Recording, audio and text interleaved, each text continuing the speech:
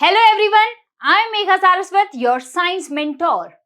Students, in our previous session, we have completed autotrophic mode of nutrition. And in today's lecture, we will understand heterotrophic mode of nutrition. And from this session, we will develop a competency to understand different modes of nutrition. So are you all ready and excited? So let's dive into the concept and let's begin with heterotrophic mode of nutrition. Now, what is heterotrophic mode of nutrition? We have already learned hetero means others and trophos means nourishment.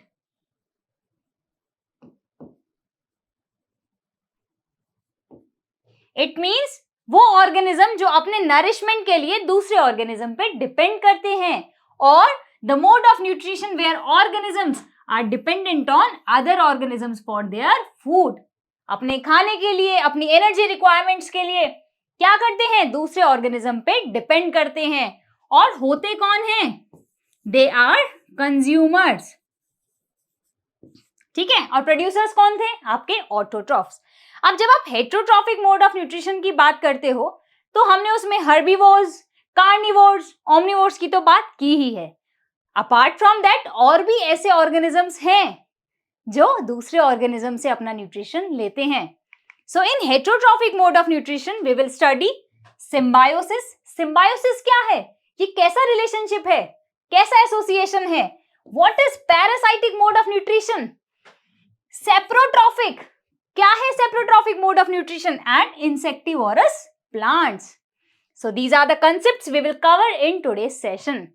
So let's begin with symbiotic relationship or symbiosis.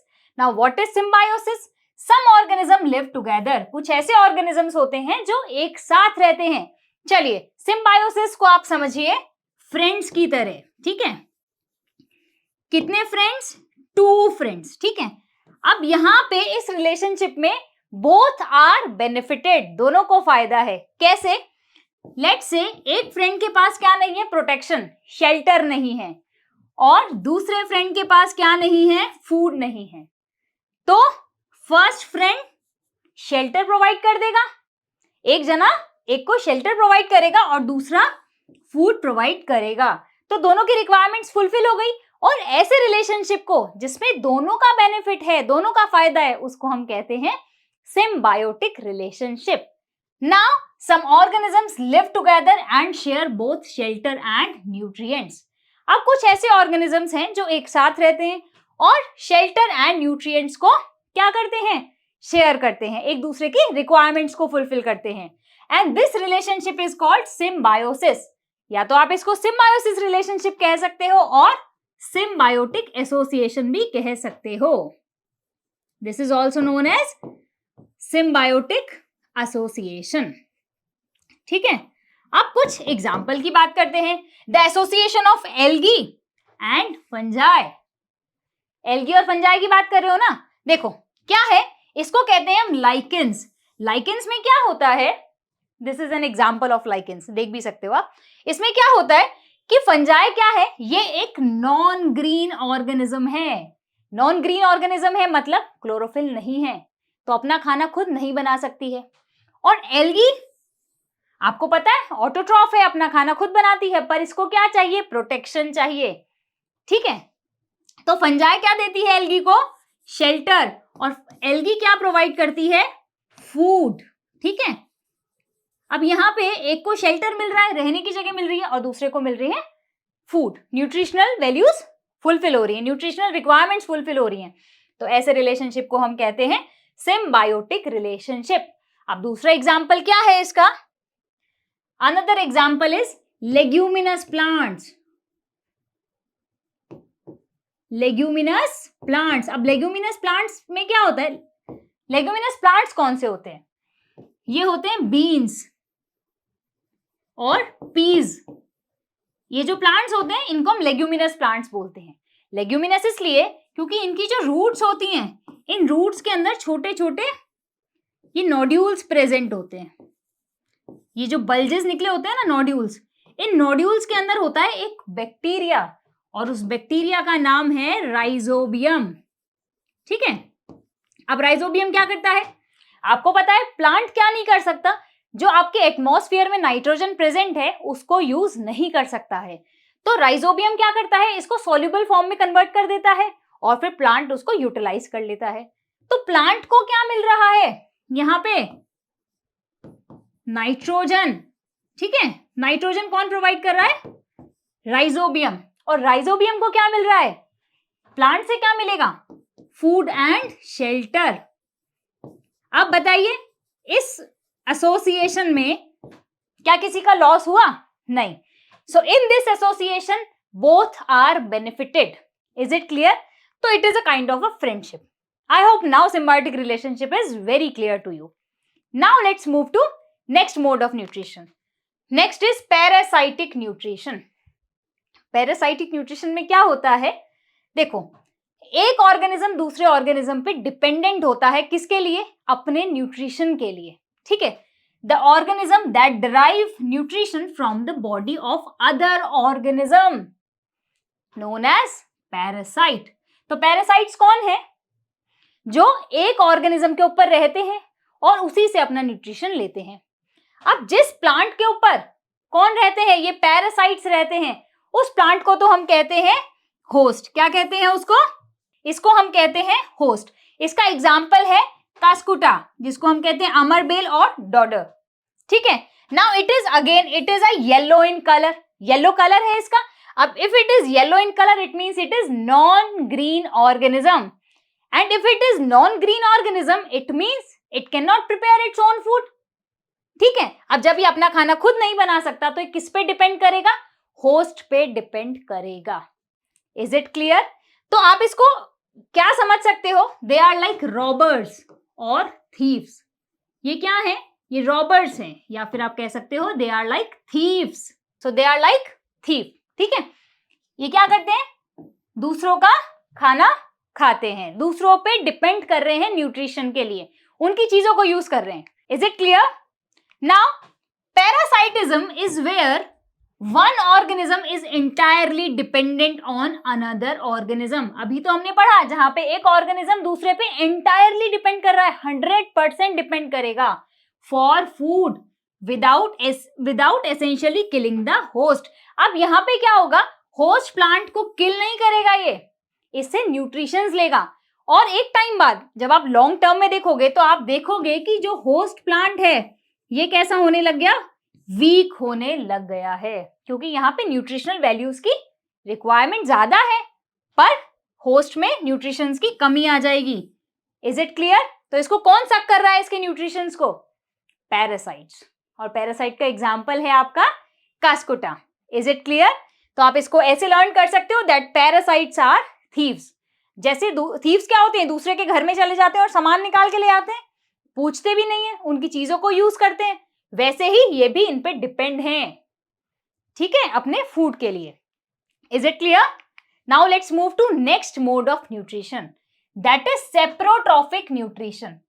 Now what is saprotrophic nutrition? Sapro means rotten, again trophos means nourishment. तो वो organism जो अपना nourishment किससे ले रहे हैं, रॉटन और dead और डिकेइंग मटेरियल से ले रहे हैं, they are known as saprotrophs and the mode of nutrition they exhibit is saprotrophic mode of nutrition. Is it clear? Now the mode of nutrition in which organisms take in nutrients from dead and decaying matter. This is the keyword here. कहां से मिल रहा है nutrition, dead and decaying matter से मिल रहा है, is called saprotrophic nutrition. इसको आप saprotrophic nutrition कहोगे, और जो इस न्यूट्रिशन को एग्जिबिट करते हैं उनको हम कहते हैं सेप्रोट्रॉफ्स। अब सेप्रोट्रॉफ्स के एग्जाम्पल क्या है आपके, मशरूम्स, मोल्ड्स, फंजाई, बैक्टीरिया, ये सब एग्जाम्पल्स हैं आपके सेप्रोट्रॉफिक न्यूट्रिशन के। अब आपने देखा होगा जब आपकी ब्रेड थोड़ी सी पुरानी हो जाती है तो उस पे व्हाइट कलर की एक लेयर आ जाती है, और वो किस चीज की लेयर है, वो है फंजाई की लेयर। ठीक है, अभी अभी पढ़ा था कि ये एक नॉन ग्रीन मटेरियल है, तो अपना खाना खुद तो नहीं बना सकते, नॉन ग्रीन ऑर्गेनिज्म है तो अपना खाना खुद नहीं बना सकते, तो किस पे डिपेंड कर रहे हैं, डेड एंड डिकेइंग सब्सटेंसेस पे। अब ये क्या करते हैं, ये स्पोर्स फैलाते हैं अपने, इनके स्पोर्स को ये फैलाते हैं और वो ग्रो कब करेंगे? Spores are like seeds. अब वो ग्रो कैसे करते हैं? किस क्लाइमेटिक कंडीशंस में करते हैं? हॉट एंड ह्यूमिड, ठीक है, ह्यूमिड में और हॉट क्लाइमेट में ये ग्रो करते हैं। अब ये क्या करेंगे? अब जब ये ग्रो करने लग जाएंगे तो कुछ जूसेस रिलीज करेंगे, ठीक है, ब्रेड पे कुछ जूसेस को रिलीज करते हैं और उसके बाद क्या होगा? ये सिंपलर सब्सटेंस में ब्रेक हो जाती हैं। डाइजेस्टिव जूसेस को जब रिलीज करोगे तो क्या होगा? सिंपलर सब्सटेंस में ब्रेक हो जाएंगे और फिर ये इसको एब्जॉर्ब कर लेंगे। फंगस क्या करेगी? फंजाई क्या करेगी? आपकी एब्जॉर्ब कर लेगी। किसको? ब्रेड को।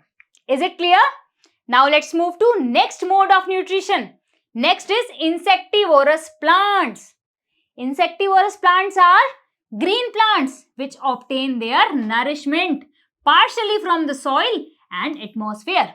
ठीक है, सॉइल से भी ले रहे हैं नरिशमेंट, एटमॉस्फेयर से भी लेते हैं और छोटे छोटे इंसेक्ट्स को खा के भी लेते हैं.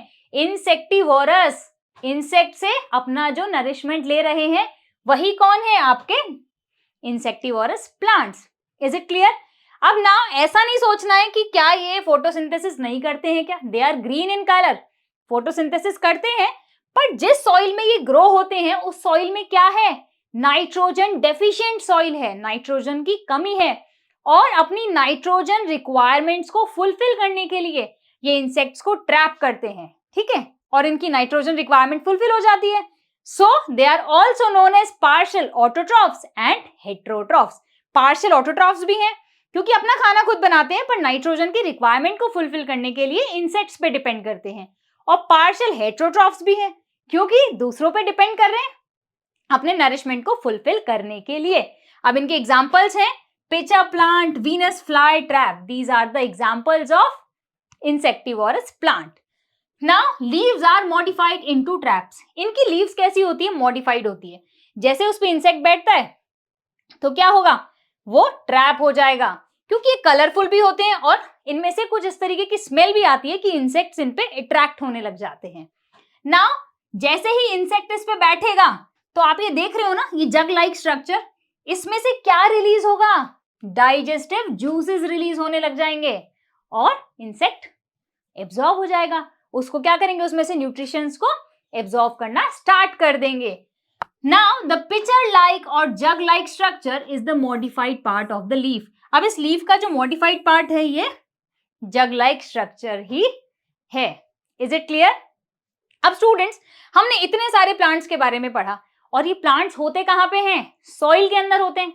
तो सॉइल को भी तो न्यूट्रिशंस की रिक्वायरमेंट होती होगी, होती है ना, क्योंकि इतने सारे प्लांट्स लगते हैं. तो क्या करते हैं? वाटर और मिनरल तो सॉइल से ही एब्जॉर्ब करते हैं, तो सॉइल में भी न्यूट्रिशंस की कमी आ जाएगी. How nutrients are replenished in the soil. तो सॉइल को उसके न्यूट्रिशंस वापस कैसे मिलेंगे और कौन कौन से न्यूट्रिशन चाहिए? जैसे नाइट्रोजन, पोटेशियम, फास्फोरस, ये सारी चीजें कम हो जाती हैं. बार बार जब आप एक ही सॉइल में प्लांट लगाओगे तो सॉइल में न्यूट्रिएंट्स की कमी आ जाती है और उसको फुलफिल करने के लिए, उसको रिप्लेनिश करने के लिए क्या करते हैं आपके फार्मर्स? फर्टिलाइजर्स और मेन्योर्स को ऐड करते हैं उसमें. Is it clear? और आपके जो लेग्यूमिनस प्लांट्स होते हैं इसमें नाइट्रोजन क्या होता है? नेचुरली रिप्लेनिश हो जाता है. अभी पढ़ा था आपने symbiotic relationship. Nitrogen is naturally replenished by leguminous plants. Leguminous plants कौन से हैं? ग्राम्स, पी, मूंग, ये सब आपके लेग्यूमिनस प्लांट के एग्जाम्पल्स हैं. Is it clear? Now, roots nodule in these plants contain bacterium, rhizobium. अभी पढ़ा था. देखो ये जो रूट नोड्यूल्स होते हैं ना, इनमें क्या प्रेजेंट होता है? इसमें है आपका राइजोबियम प्रेजेंट. और राइजोबियम क्या करेगा? एटमॉस्फेयर में जो नाइट्रोजन है गैसियस फॉर्म में कन्वर्ट है, जो गैसियस फॉर्म में प्रेजेंट है उसको कन्वर्ट करेगा सॉल्युबल फॉर्म के अंदर, ठीक है, और उसको फिर कौन एब्जॉर्ब कर सकते हैं? आपके प्लांट्स एब्जॉर्ब कर सकते हैं. Is it clear? So which convert atmospheric nitrogen into soluble form. Is it clear? So students, this is all about today's session and from today's lecture what we have learned heterotrophic mode of nutrition in detail And now it's time to check your understanding on the basis of few questions. And now let's begin with our first question. Which of the following class of organism belongs to saprotroph? Saprotroph कौन है इनमें से? Algae? No, we know that algae is green in color, so it is autotroph. Next are lichens. Lichens नहीं, symbiotic relationship को follow करते हैं ये तो.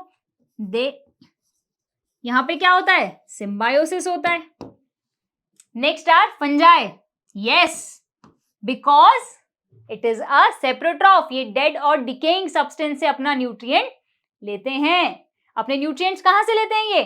Dead और decaying substance से. Fungi, आपका mushroom, molds, these all are the examples of saprotrophs. Bryophytes? No. Now let's move to next question. What is next question? The organism that exhibits symbiotic association is.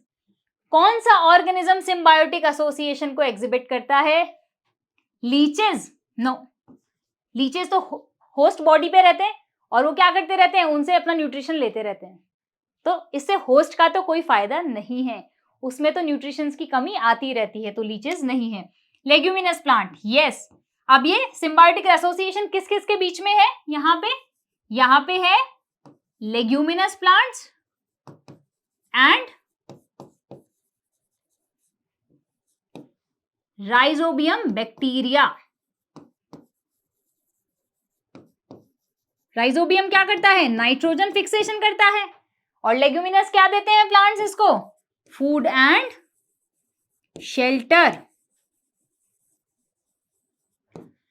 Next is cuscuta. Cuscuta तो आपको पता है parasite है. And rafflesia. Rafflesia is also parasite. So the correct answer is leguminous plants. Is it clear? And now let's move to next question. Next question is fungi require dash and dash condition to grow. Fungi को कैसी condition चाहिए grow करने के लिए? Hot and dry? No. Cold and humid? No. यहाँ पे hot तो ठीक है पर dry नहीं चलेगा. Dry conditions में grow नहीं करती हैं. Cold भी नहीं.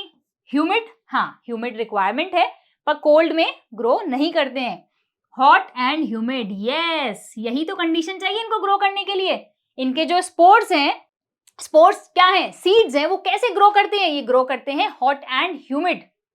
किसमें? क्लाइमेटिक कंडीशंस के अंदर.